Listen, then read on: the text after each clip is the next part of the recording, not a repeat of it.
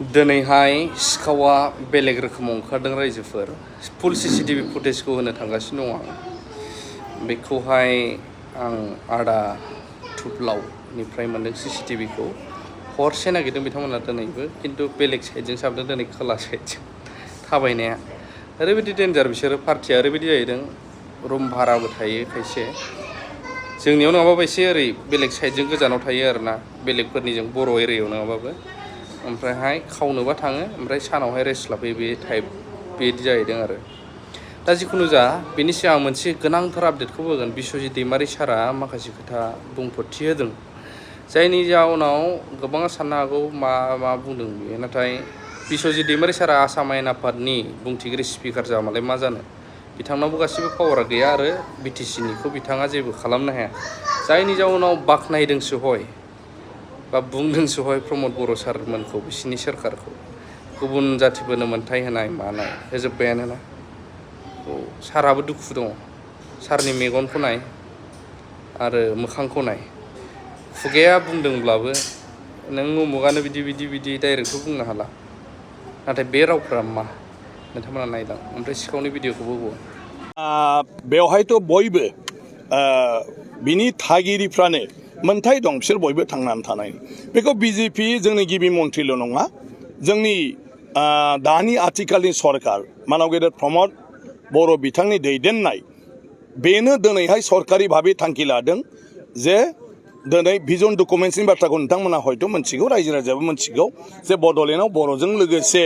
जेसेबां हारि माहारि दं बिसोरनि राव थुनलाइ बिसोरनि हारिमु आसार खान्थि बे गासिबो रैखाथि मोननांगौ आरो बेफोर जौगाजोबनांगौ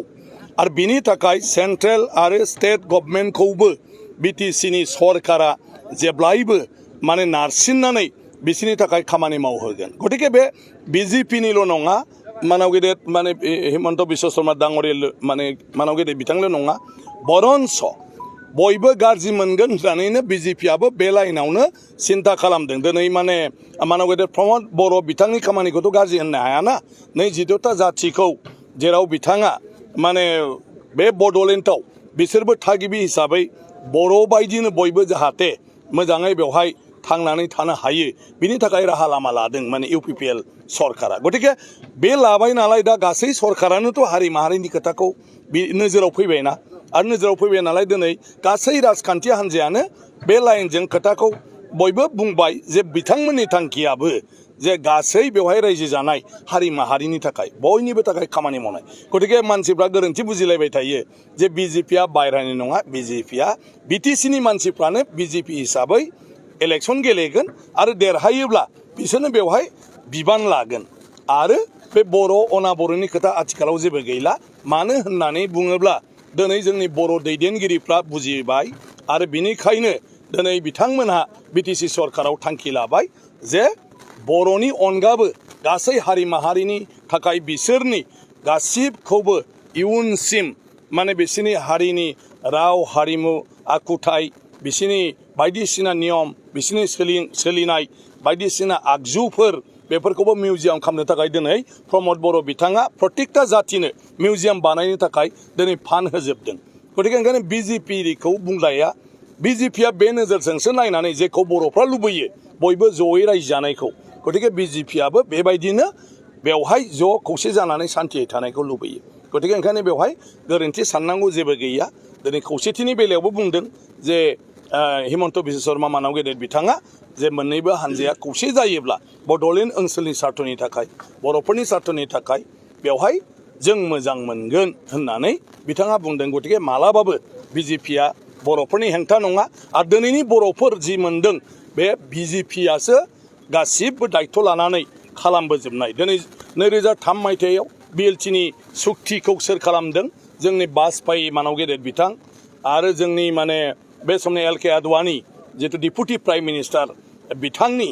माने अननायावसो बे समाव 6थि शेड्युलाव बड'लेण्ड टेरिटरियेल काउन्सिला जादों 2020 मायथाइयावबो जोंनि मानव गेदेर नरेन्द्र मदि अमित शाह बिथां आरो जों दानि हिमन्त बिश्व शर्मा बिथांमोननि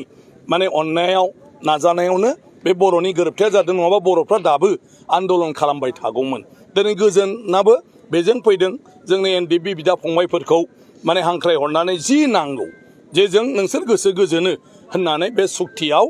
गासिबखौबो खोथा होनानै बिसोरखौ लाबोनाय जादों माने माबायाव मुल खुथि जायखौ मेन स्ट्रिमाव गुबै माने लामायाव लाबोनाय जादों आरो बिनि गेजेरजों दिनै गोजोन सान्थि दिनै बड'लेण्ड ओनसोलाव फैदों सारा आसामावनो फैदों जेखौ जोंनि UPPL सरकारा बुंगासिनो दं दुलाराय बर' फरायसा आफादा बुंगासिनो दं बे गासिबोआवनो BJPनि बाहागो दंजोबो दिनै बे बड'लेण्डआव जेसेबां जौगाखांनायनि खामानि मावदों BJPआ दिनै मावदों बेखौ इमप्लिमेन्टेसन खालामनो थांनो खारन बियो BJPनि कमिटमेन्ट BJP सरकारनि कमिटमेन्ट ओंखायनो BJP गैयाब्ला BJP सरकार गैयाब्ला बे कमिटमेन्टखौ रावबो मावफुंनाय नङा ओंखायनो बेवहाय BJP फैब्लानो बायरानि मानसि फैगोन होननाया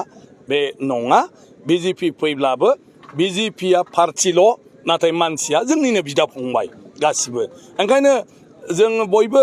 गावबा गाव बुजिनाय मोजां मानसिफोरखौनो केन्डिडेट होलायनानै देरहाहोब्लानो गावनि जानानै थागोन आरो गासिबो